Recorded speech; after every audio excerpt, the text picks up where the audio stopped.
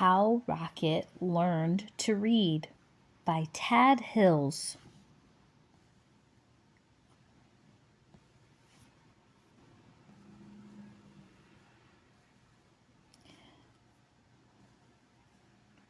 Rocket loved to play. He loved to chase leaves and chew sticks.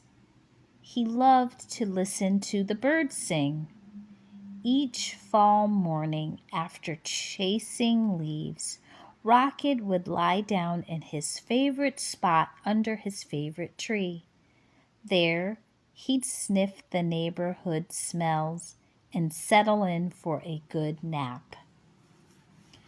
But one day, a little yellow bird startled Rocket. "Ah, my first student, wonderful," she sang. Rocket was confused. "Student? I'm not a—"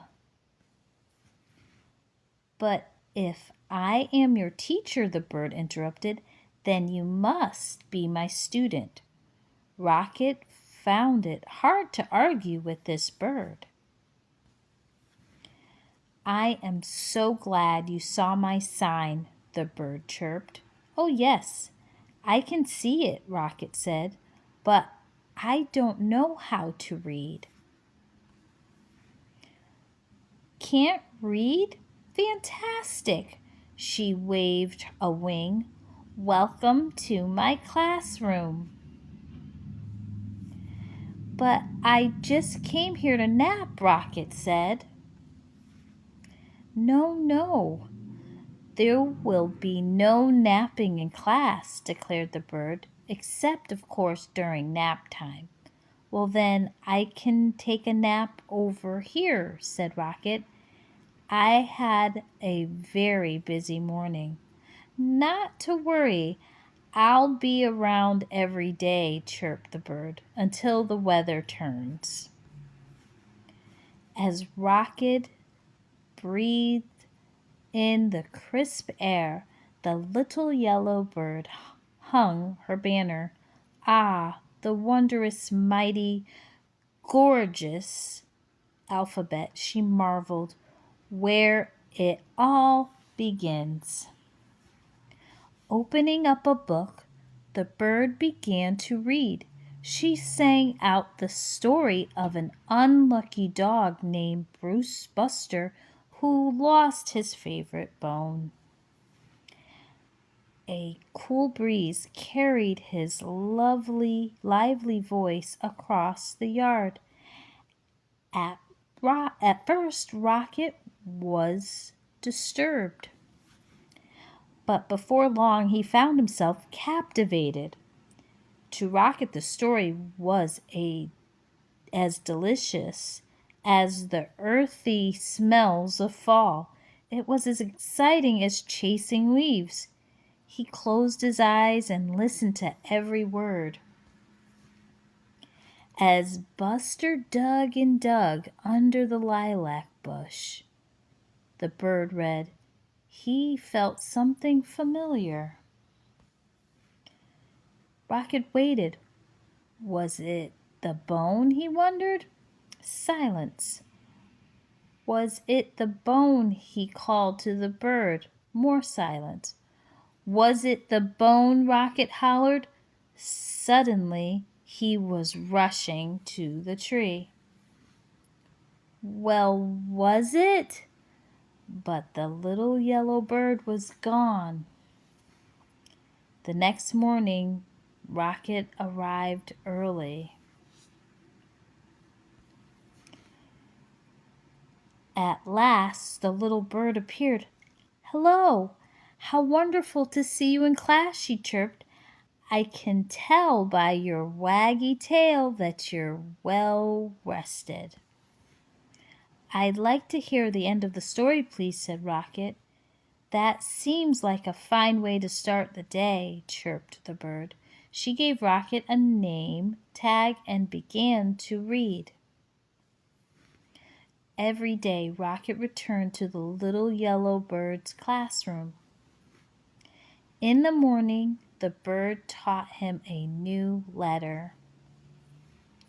until he had learned all of the wondrous, mighty, gorgeous alphabet.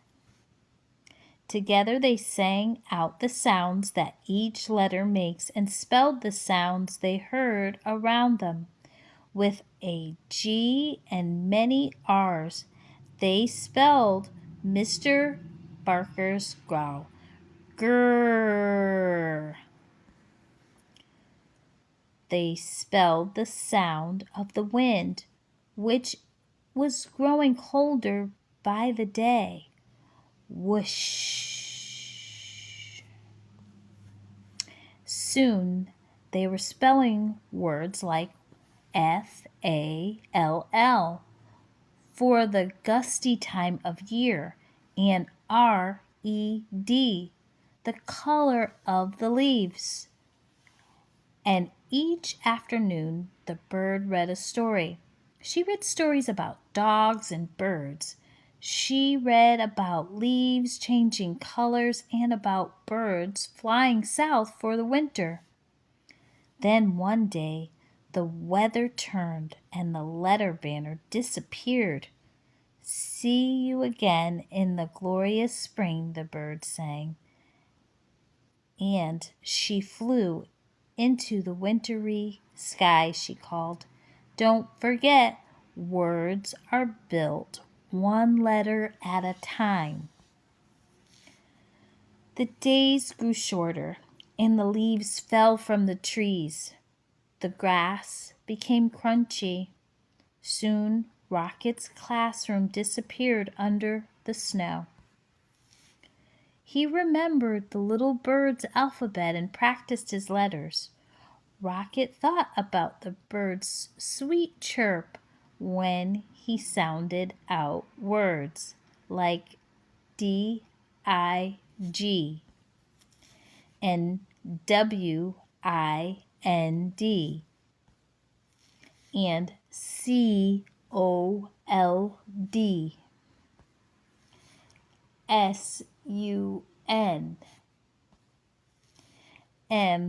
MELT. He made new friends and spelled their names. Hello, EMMA. He spelled everything. When Rocket spelled MUD, he knew that spring, as it always does, had returned. The breeze blew warmer, the grass grew greener, and a sign appeared. Early the next morning, Rocket rushed to his classroom. As he waited, he spelled WAG. Soon the little yellow bird arrived. Aha! My star student, she sang. How wonderful to see you. I can tell by your waggy tail that you are ready for class. Then together they began to read. They read stories about birds flying north in the spring. They read about picnics in the warm sun. And they read about Buster, the lucky dog who found his bone under the lilac bush. And when they were done, they read it again and again, and AGAIN.